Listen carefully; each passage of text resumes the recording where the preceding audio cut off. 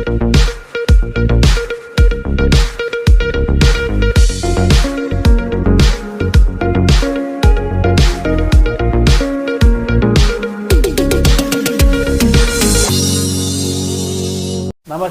KVC news స్వాగతం. ప్రతిక్షణం సామాన్యుడి పక్షం. నేను మీ చలపతి. నేటి వార్త.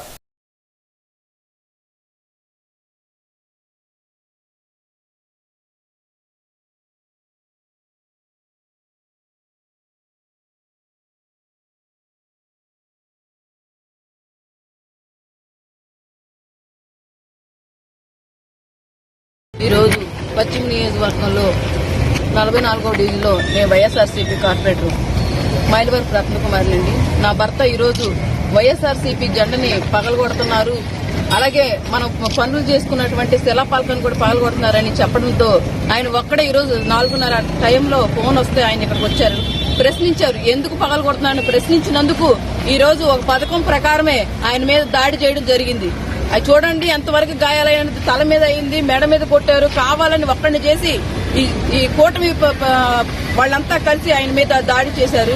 ఈ రోజు ఆయనకి ఏదైనా జరిగితే నేను మాత్రం ఇక్కడే కూర్చొని ధర్నా చేస్తాను.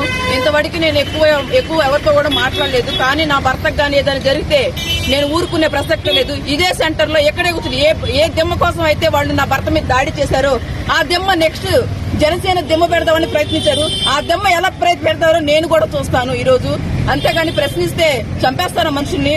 మేము చేసిన తప్పేంటి? వైఎస్ఆర్సీపీ జెండా పట్టుకోవడమేనా?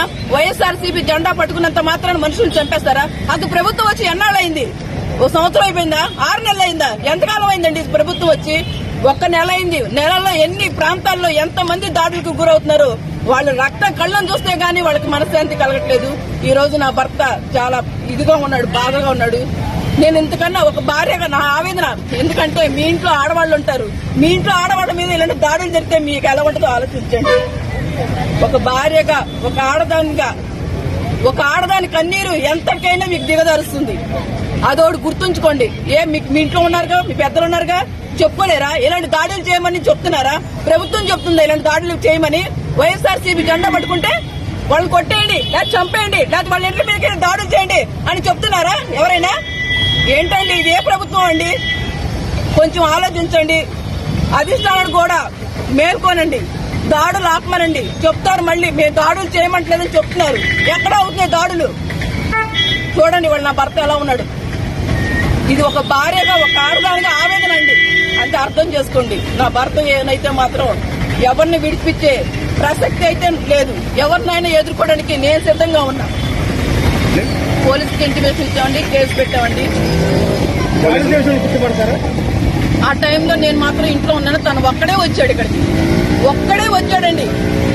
ఒక్కడే వచ్చి అడిగినందుకు ఆ సుత్తులు కూడా మీరు పోలీసుల వెహికల్ లో చూడొచ్చు ఎలాంటి సుత్తులు ఉన్నాయో. ఒక దిమ్మ పగలగొట్టాలంటే ఎలాంటి మన వస్తువు వాడతామో మీరు చూడొచ్చు.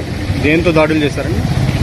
సుత్తండి, కమ్మిట అంటండి. 4:30 ప్రాంతాల్లో ఎవరుంటారండి? ఎవరికి వాళ్ళు పడుకుంటారు. 4:30 టైం అంటే కావాలని పథకం ప్రకారం చేసినట్లు లెక్క ఇది. ఇంట్లో మనుషులు కొడితే ఎలా ఉంటది? ఇంతటితో నేటి వార్త సమాప్తం. మరిన్ని వార్తా విశేషాలతో మీ ముందుకు వస్తుంది KVC news. Until then, signing off, మీ కేవీ చలపతి.